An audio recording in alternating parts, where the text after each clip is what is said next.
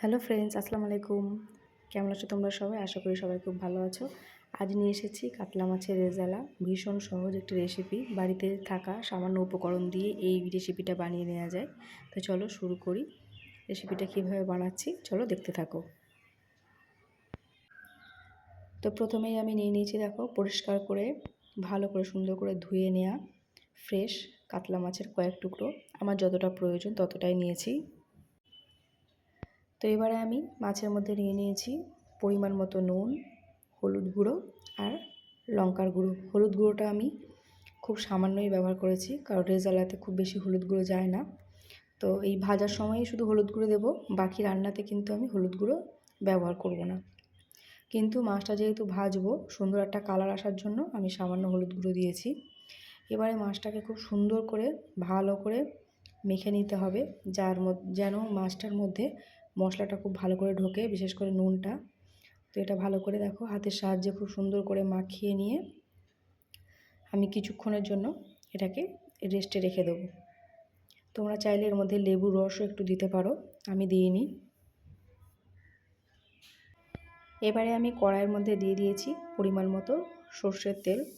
এই রান্নাটা তোমরা সাদা তেল দিয়েও করতে পারো। তো মাছটা আমি কিছুক্ষণ রেস্টে রেখে দিয়েছিলাম। এবার আমি তেলের মধ্যে সরাসরি মাছগুলো দিয়ে দেবো। তো একে একে দেখো আমি সমস্ত মাছ ভাজতে দিয়ে দিচ্ছি। খুব বেশি ভাজা হবে না, হালকা ভাজবো। তো আমার দেখো সব মাছগুলো দিয়ে আমি একটু হালকা করে নাড়াচাড়া করে দিলাম। এবারে আমি মাঝে মাঝে একবার করে উল্টে দিয়ে খুব সাবধানে ভালো করে ভেজে নেব, যাতে একেবারে কালো না হয়ে যায় বা খুব মরমরেভাবে ভাজা না হয়ে যায়। তো যে দেখো আমি মাঝে মাঝে গ্যাসটা কিন্তু আমি একটু হালকা আঁচে রেখেছি, যাতে পুড়ে না যায়। তো দেখো আমি মাঝে মাঝে একবার করে উল্টে দিচ্ছি খুব সাবধানে। উল্টে উল্টে আস্তে আস্তে মাছগুলোকে সুন্দর করে আমি ভেজে নেব। দেখতে পাচ্ছ হালকা একটা কালার এসে গেছে, একটু লালচে লালচে কালার এসছে। একেবারে কিন্তু মচমচে করে ভাজছি না। তো চলো, মাছগুলো আমার ভাজা হয়ে গেছে। তো মাছগুলো আমি তুলে রেখে দিয়েছি।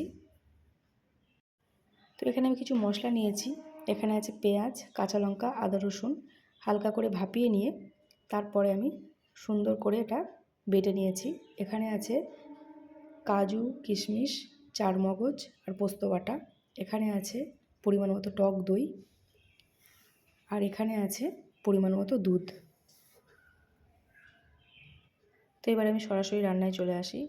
দেখো মাছ ভেজে যে তেলটা অবশিষ্ট ছিল তার মধ্যে অল্প কিছুটা তেল দিয়েছি। দিয়ে দেখো গোটা এলাচ আর দারচিনি দিয়েছি।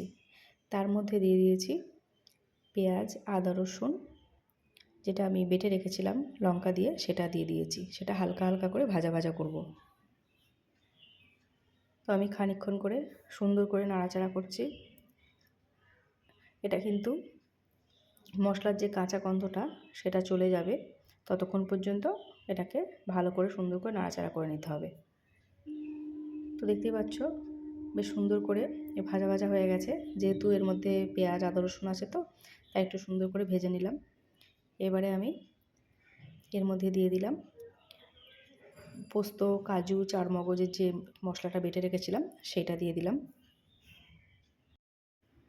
দিয়ে দেখো এবার এটাকেও আমি খুব ভালো করে সুন্দর করে একটু ভাজা ভাজা করব, কারণ এটার মধ্যেও একটা কাঁচা গন্ধ থাকবে।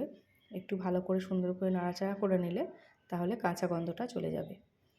তো এই জন্য আমি তেলের মধ্যে হালকা আঁচ দিয়েছি। গ্যাসের যে আঁচটা কিন্তু একদম কমানো আছে। তো আমি হালকা আঁচে সুন্দর করে একটু কষিয়ে নেব ভালো করে মশলাটা, তেলের মধ্যে যেন একটু কষানো হয়ে যায় এবং কাঁচা গন্ধটা চলে যায়। তো আমার প্রায় হয়ে গেছে। এবারে আমি দিয়ে দিলাম পরিমাণ মতো টক দই, যেটা আমি আগে থেকেই তোমাদেরকে দেখিয়েছি। তো এবারে গ্যাসের আঁচটা কিন্তু আমার একদমই স্লো করা আছে। যেহেতু দই দিচ্ছি, দই দেওয়ার সাথে সাথে কিন্তু গ্যাসের আঁচটা একেবারে কমিয়ে দিতে হবে, তা নাহলে কিন্তু দইটা একেবারে ফেটে ছানার মতো হয়ে যাবে। তো চলো ভালো করে একটু কষিয়ে নিই। তো মশলাটা আমার কষানো হয়ে গেছে, এবারে আমি এর মধ্যে দিয়ে দিলাম যে দুধটা আমি রেখে দিয়েছিলাম, সেটা এর মধ্যে দিয়ে দিলাম, দিয়ে একটু নাড়াচাড়া করে নেব। এই রান্নার মধ্যে সেরকম কিছু মশলা, গুঁড়ো মশলা কিছুই যাবে না। তো আমি এবারে যেটুকু গুঁড়ো মশলা লাগবে সেটা আমি এর মধ্যে দিয়ে দেবো।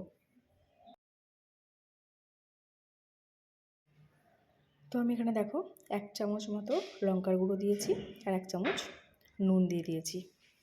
নুনটা আমি আমার পরিমাণ মতোই দিয়েছি, নুনটা তোমাদের পরিমাণ মতো নেবে। আর লঙ্কার গুঁড়োটাও কিন্তু আমি আমার পরিমাণ মতোই দিয়েছি, 1 চামচ আমার লাগতো সেটাই আমি দিয়েছি, তোমরা তোমাদের পরিমাণ মতো দেবে। তো এবারে আমার মশলাটা সুন্দর করে কষানো হয়ে গেছে, পুরো রেডি। আর কিচ্ছু মশলা আমি এর মধ্যে ব্যবহার করব না, সমস্ত মশলা আমার দেওয়া হয়ে গেছে। এবারে আমি এর মধ্যে মাছগুলো ছেড়ে দিলাম, দিয়ে এবারে পরিমাণ মতো জল দিয়ে দেব। তো এবার দেখো আমি এখানে পরিমাণ মতো জল দিয়ে দিলাম। এটা বেশ খানিকক্ষণ ফুটবে, তবে এর মধ্যে সুন্দর করে মশলাগুলো ঢুকবে। তো প্রথমে কিন্তু আমি কষানোর সময় একটুও জল ব্যবহার করিনি, আমি দুধ দিয়েই কষিয়েছি। রেজালার নিয়মই এটা, দুধ দিয়ে একটু কষাতে হয়। তারপরে এই যে পরিমাণ মতো যে জল দিয়েছি, এটা যখন হয়ে যাবে তখন তেল ছেড়ে আসবে। এবারে আমি একটু সামান্য স্বাদের জন্য, স্বাদটা বাড়াবার জন্য একটুখানি চিনি দিয়ে দিলাম। তো দেখো আমি ঢাকনা দিয়ে বেশ কিছুক্ষণ রান্না করেছি, তো এখন আমার সুন্দরভাবে রান্নাটা কমপ্লিট হয়ে গেছে। এবার আমি গ্যাসটা বন্ধ করে দেব। তো ফাইনালি কাতলা মাছের রেজালা একেবারে রেডি। দেখতেই পাচ্ছ কত লোভনীয় হয়েছে দেখতে, খেতে কিন্তু তার থেকে বেশি সুস্বাদু। তো চলো ঝটপট বানিয়ে নাও এই কাতলা মাছের রেজালা। তো আজকে এইটুকুই, টাটা, আল্লাহ হাফেজ।